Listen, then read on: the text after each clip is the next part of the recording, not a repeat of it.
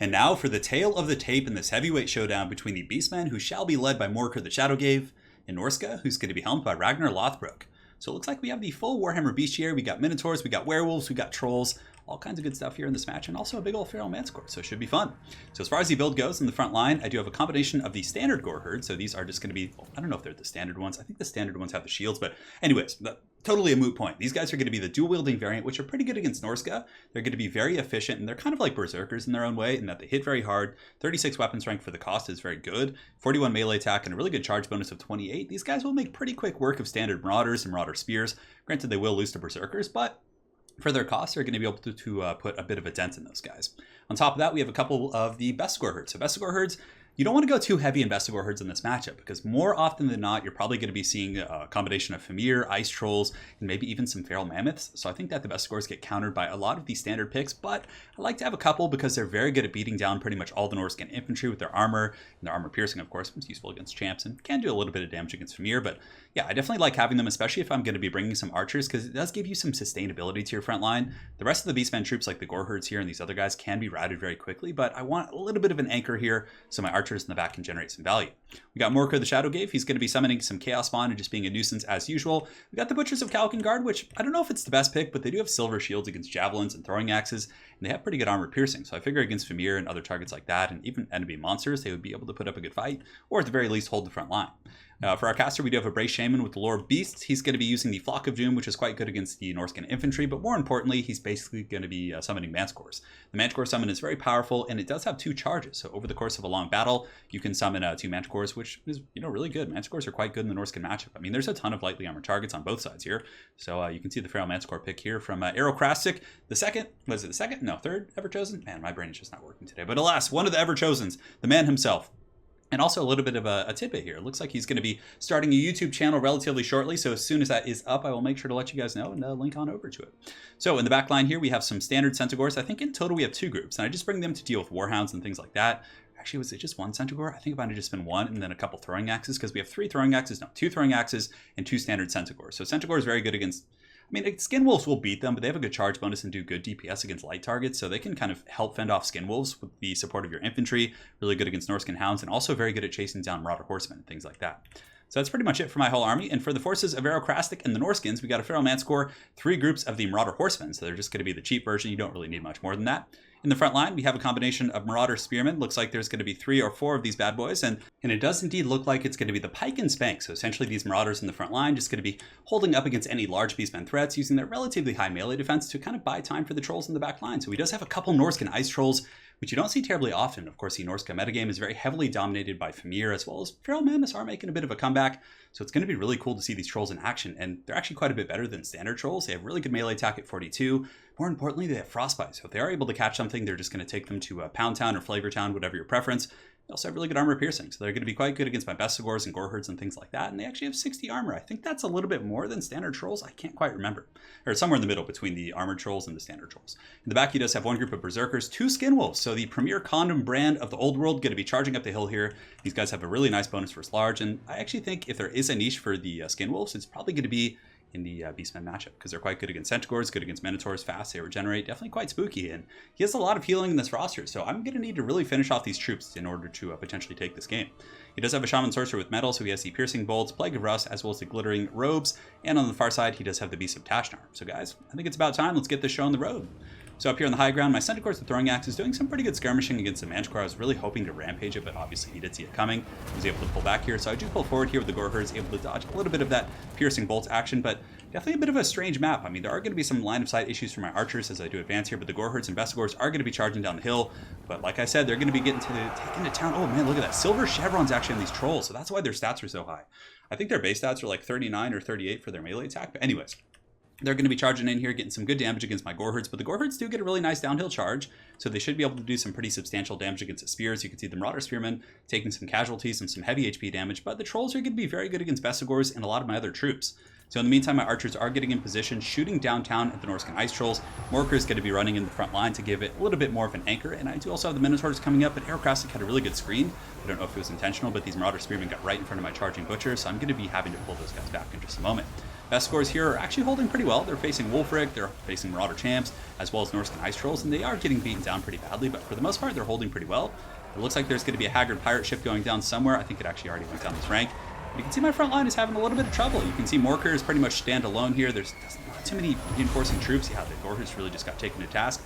But just to kind of keep holding this front line and make sure I could do some damage against these trolls who do have the glorious glittering robe, I'm going to be summoning some Chaos Spawn to help fight those guys. And the Beastmen Chaos Spawn pretty good. They do actually have poison and some, well, I mean, give or take, it's the same stats, but the fact that they have poison makes them a lot better than the Chaos Spawn. So, archers are going to be shooting downtown, working on the trolls, and I also do summon a Manticore. The aggression from the Norscans just coming in really hard here with the Norscan Ice Trolls. They just laid a whooping on my front line. Bestigors are running off, but up here on the high ground, not a bad engagement. My Gorherds were able to intercept these Skin Wolves, and I also charged them with Centaurs, so that's good. The Gorherds are going to be taking a lot of the damage instead of the Centaurs taking it head on, and it looks like we might be able to waver and break one of these groups here. We've killed 5 models, but if you don't polish those guys off, they're going to run away and potentially regenerate, so that's what makes those guys pretty juicy here in this matchup.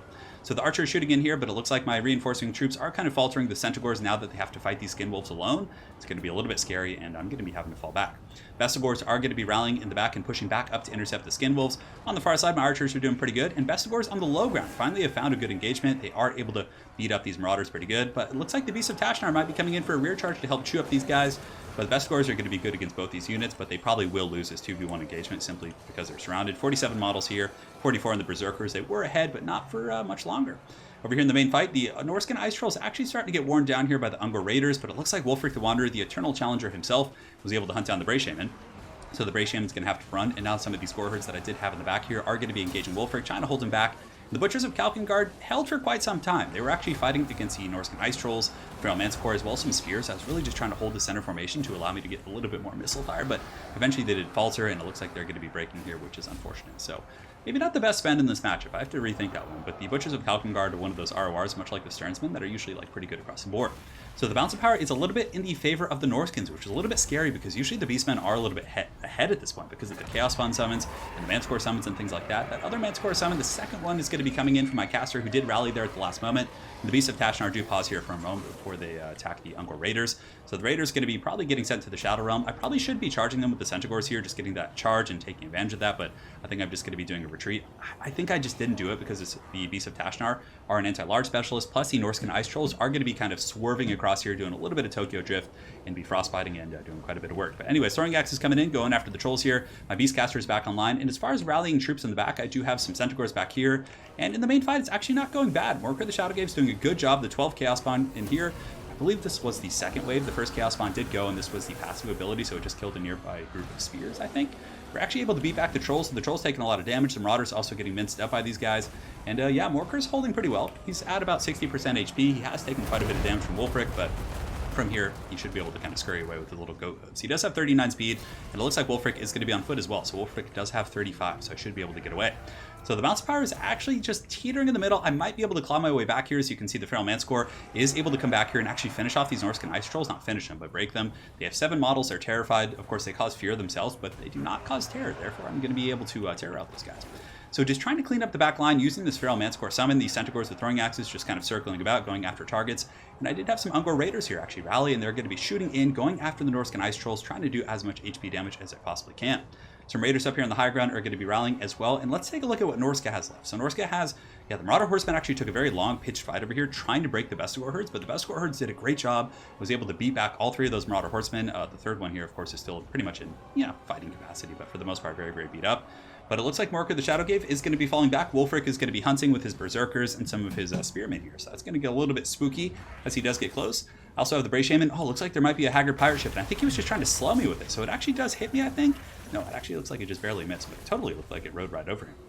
But anyways, my summoned Feral Manticore is now going to be rampaging. It's going to be attacking into Spears as well as Wolfric, so it might get a little bit of damage. Definitely not going to be able to terror out these guys, and they should be able to beat down the Feral Manticore. So very, very close game here. You can see my forces in the back are rallying. So we do have a bit of a second win here from the Beastmen, and the Marauder Berserkers are going to be rampaging into us. But really kind of the anchor of the Norscans is going to be the fact that Wolfric is pretty healthy, and they still also have their caster. So the Shaman Sorcerer Metal probably has a couple tricks up his sleeve, maybe the Glittering Robe, and a full health group of Spearmen. Definitely going to be very tough to take down. In the meantime, we are able to take out these skin wolves in the back. The Centaurs, the throwing axes, actually have pretty good combat stats in melee. So we push in, we're able to take those guys out, and we shatter them, which is great. They have one model left. We're able to get rid of one of those regenerating units, but that's really the thing that I think is kind of ebbing and flowing this game for me, is the fact that his trolls in the flanks, well, not these ones, but he's had trolls and skin wolves just kind of healing and coming back over the course of the entire game. And another group of 8 trolls, I mean, that is some heavy model count here, but it looks like they're wavering just for no reason, which is, I guess, how trolls are. But man, if those trolls were able to sit up, they could probably heal a couple thousand HP, which would be really, really nasty. Flock of Doom is going to be going down right here as the Marauder Horsemen do charge in here and engage my Centaurs with throwing axes, but of course Centaurs are going to be a little bit more efficient in melee. In the front, I have engaged my Gore Herds as well as Morker the Shadowgave against the Berserkers, and we actually were able to break them. So the bounce power just eking back towards the center, but you know, the scary part is going to be Wulfric is going to be here soon, and more importantly, his trolls are going to be coming back, and I don't know if he has any other super healthy units. I think in the distance he has some horsemen. Yeah, Aerocrastic's done a really good job just kind of rallying all his troops the entire game. And the Hunter of Champions has gone down, so right now Wulfric's coming in, he's got the Spearmen, he's got the trolls, and the trolls are pretty much going to hard counter these Bestigors. I was so excited. I was like, these Bestigors are going to do a great job against the spears, but then I saw the trolls coming in the distance. A little bit of spooky stuff. So I do drop a Flock of Doom onto the Spearmen, does a little bit of work. But the trolls coming in, just taking these Bestigors to Pound Town. So whatever resolve these bestial creatures had left is pretty much going to be shattered here by these trolls. In the back, I have some Raiders still shooting, but I don't think my front line is going to be holding for very long. Morker is a very powerful combatant, but of course, Wulfric the Wanderer with Fight or Die and the Hunter of Champions is going to be a far superior duelist, despite the regeneration as well as the poison on Morker. So on the flanks, we get a decent little engagement. The Centaurs, the throwing axes, have collapsed, and I was able to isolate his Shaman Sorcerer with the Lore of Metal, so we actually get him broken here, which is huge. And you can see the bounce power does creep back towards the middle when I get the Sorcerer here. In the distance, he does have some standard Marauder Horsemen throwing in here, but I'm just going to sweep over there and finish those guys off. But really, the main fight is just so scary. Morker the Shadowgave is not able to hold, and the Norscan Ice Trolls, the Berserkers, and the Spearmen are just piling in and finishing off the last of my troops. And it looks like the bounce power is going to be taking a catastrophic turn in the favor of Norsca here, as the Norscan Ice Trolls and Wulfric the Wanderer just kind of wade through my ranks. And of course, Morker, one of the best tools to finish him. Actually, Wulfric the Wanderer, very, very efficient here at killing these lightly armored targets. And his melee attack, incredibly high. I think it's in the 70s, yeah. So that's pretty much going to be all she wrote. So very well played to Aerocrastic. That was a super close, super fun game, back and forth. And he always brings these very cool, unorthodox builds. You can see here he did use the Norscan Ice Trolls. The Skin Wolves, I definitely think they have a cool niche in this matchup against like Centaurs and against Minotaurs.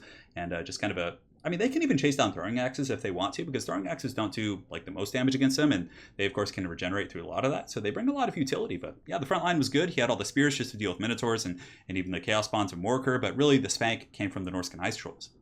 These guys just kind of blitzed both of my best scores, did a really good job against those guys, and just polished them off, which I thought was beautiful. So yeah, awesome build from Aerocrastic, really liked it quite a bit, and very efficient. I felt like it had ample answers to pretty much any type of build I would want to bring. I'm trying to think what I could do a little bit differently to kind of deal with those guys. I mean, Minotaurs with great opens are pretty good, but yeah, the Raiders I liked. I liked the Raiders quite a bit. I think fighting on that hill was a little bit of a detriment because I couldn't quite get those juicy line of sights, and my archers had to get very close to him instead of because he was kind of like right over the hill, and I could get a little bit of an arc of fire, but it wasn't quite as efficient as fighting in perhaps open field would have been. But maybe mixing in a couple poison warhounds and just going like more aggressively to hunt down these horsemen, and then from there using those poison warhounds, I think, to chase down the Norscan Ice Trolls would have been very valuable, because I was able to break all of these regenerating units multiple times. But Aerocrastic did a beautiful job of rallying those guys, getting them back, and really just giving the business to my Beastmen horde.